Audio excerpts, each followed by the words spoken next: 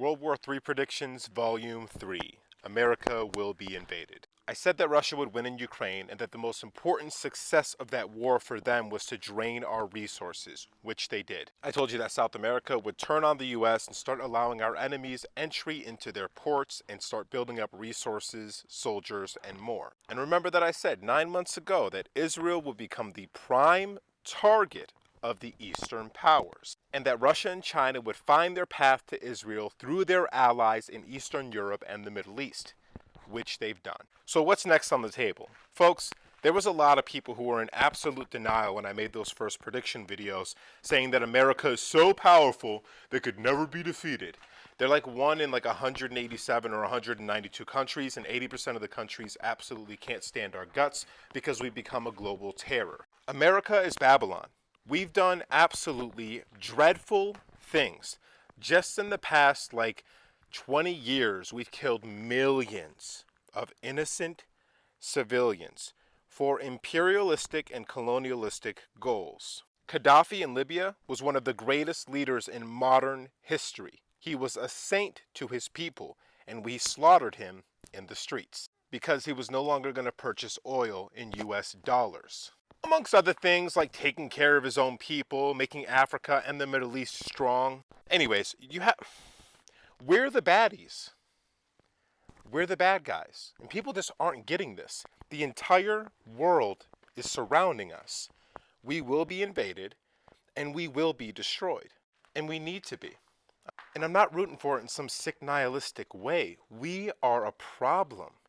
We hurt millions and millions of people every year with our policies, with our bad economics, with our greed, with our violence, with our fear and paranoia, and we can't be bargained with. When the Soviet Union fell, we made a promise we wouldn't move NATO to the east. That's all we've done since.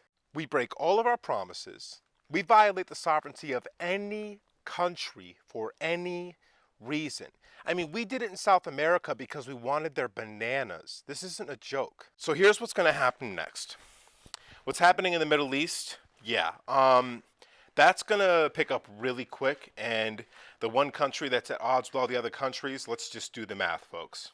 Once that country falls, I'm not even allowed to say the name of the country because I'll be called an anti-Semite. I could literally say every other country in the world and say if they're going to win or lose a war. But if I say that country loses a war, I'll be called a name and be called a bigot. Anyways, that country's going to fall, okay? Another thing, military bases are being attacked right now. Do you understand what that means? Military bases don't get attacked. We're being surrounded right now, and there's been several attacks inside of the country from our enemies that they try to make you think are domestic attacks. They're not going to tell you that we're being invaded. They're not going to tell you that we're being attacked. They're not going to tell you if we're about to be nuked. America doesn't care. It's a psychopathic, rabid animal in the corner that knows it's going to lose, but does not have the decency or humility to surrender and apologize and pay for its crimes in a way where it doesn't have to go down in flames. We are being occupied. We are hostages in this situation, and we better pray that the enemies of our country have more mercy than we've had on the entire world. All right, so like I said, the dominoes are going to topple really fast from this point. Once that country gets taken out, Syria, Iran, Iraq are going to be military bases for Russia and China. Turkey is going to do a full alliance with Russia, China, and all the other countries that support the East. At which point, Europe will be given an ultimatum. Stand down or be obliterated. And then there's going to be some very interesting things that happen with Switzerland. Mark my words. Because Switzerland is the seat of the devil. Because Switzerland is the seat of power for the West. But they can't get to Switzerland until they get through a couple of their bodyguards in the Middle East and Eastern Europe. Taiwan, South Korea, Japan, Australia. Unfortunately, because there's a giant ocean between you and us, and we're the reason that you guys get things like free healthcare, you're going to be absorbed. We can't get to you fast enough. We're going to be fighting a war on the southern border We're going to be scrambling all of our nuclear readiness aircraft and submarines to protect ourselves from the Poseidon missile that can create a tsunami on the East Coast. We're going to be fully staffed in Cheyenne Mountain, making sure an ICBM does not hit Yellowstone and activate the supervolcano. This war can go one of four ways, okay? One is that all this is just a theater thing. And Revelations is really the thing they're trying to pull off. Like, so it'll get really crazy over in the Middle East and all of a sudden the Antichrist will show up and they'll sign a great peace deal and it'll be beautiful. And then we're just in a game and just nothing matters because they're going to play this stupid game. In the real world, in the realist perspective, America will be invaded.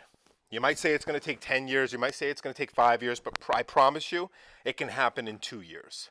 Now, in that scenario, America can either fight to the death or surrender and hold the right people accountable, right? Like the people who vouched for Gaddafi's murder, the people that vouched for Assad's assassination attempt.